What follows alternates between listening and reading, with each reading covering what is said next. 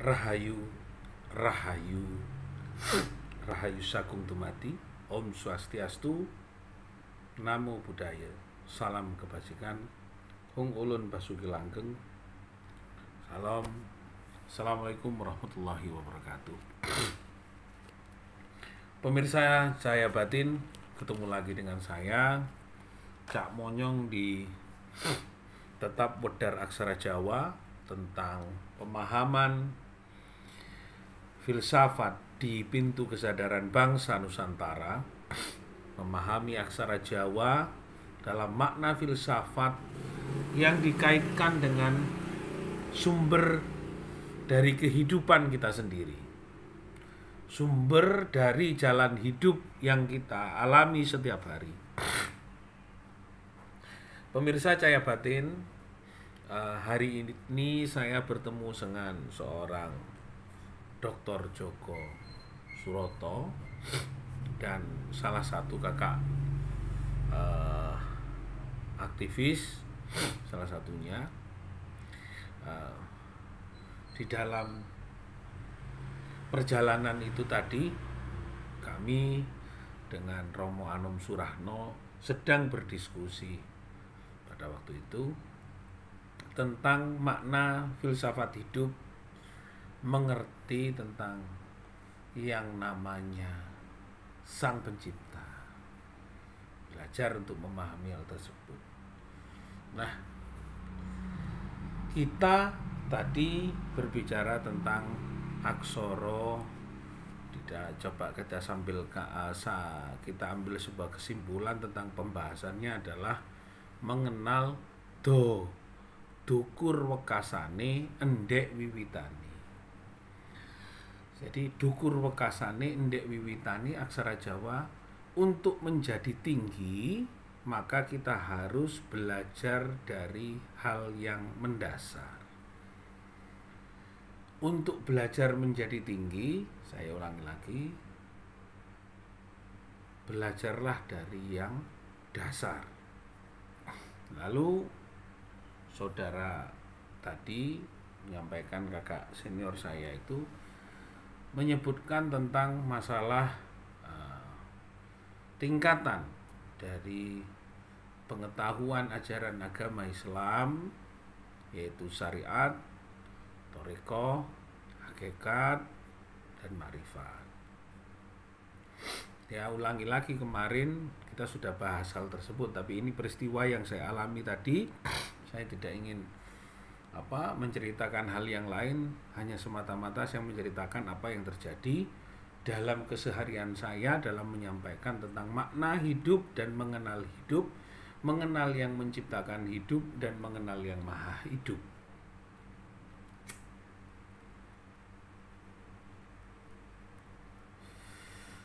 Pembahasan beberapa hari kemarin kita sudah dukur wekasane endek wiwitane di dalam pembelajaran Sudra Waisa Satria Bahma, bagaimana juga mengajarkan Siwa Buddha, Siwa Buddha, Buddha Gautama, Buddha Mahayana, belajar tentang apa yang di kitabnya Lukas, Paulus, Yohanes, dan Markus, apa yang kita kenal dengan Petruk, Gareng, Semar, Bagong, apa yang kita kenal, semua banyak tingkatan.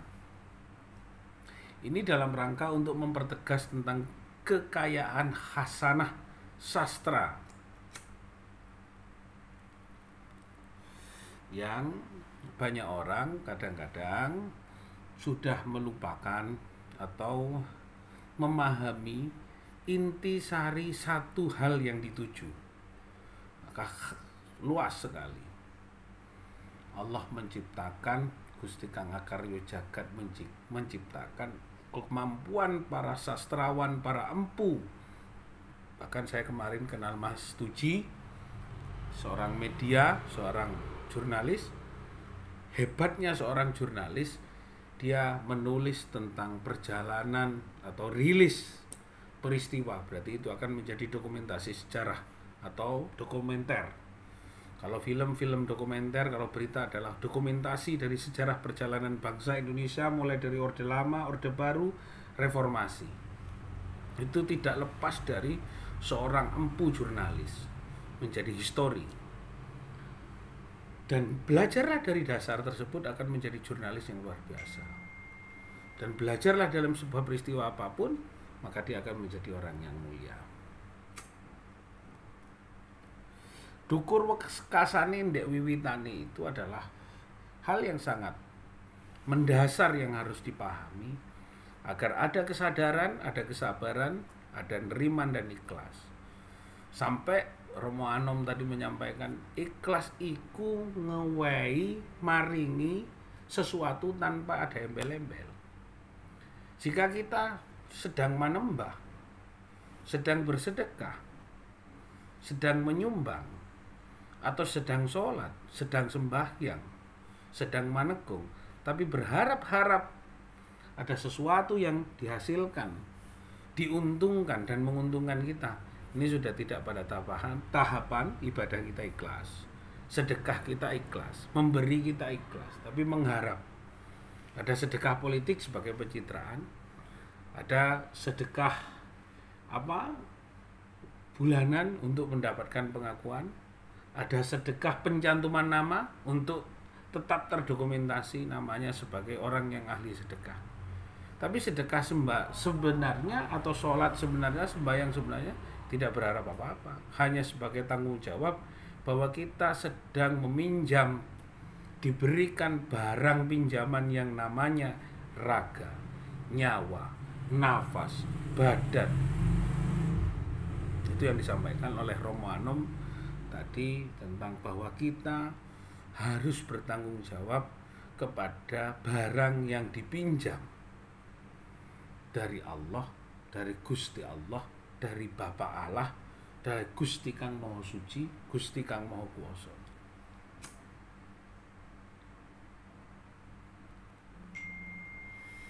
Jadi di sini sudah jelas bahwa kita menjelaskan tentang ketetapan hal tersebut sebenarnya semata-mata untuk melihat bagaimana tingkatan dasar ini meningkat pada tingkatan pemahaman tanpa hanya sekedar memegang dogma, dokumentasi, kitab dalam beragama tanpa kita belajar sungguh-sungguh memahami hidup dengan menggunakan pegangan filsafat-filsafat keilahian. Aksara Jawa lengkap. Aksara Jawa lengkap, tulisan-tulisan ini lengkap.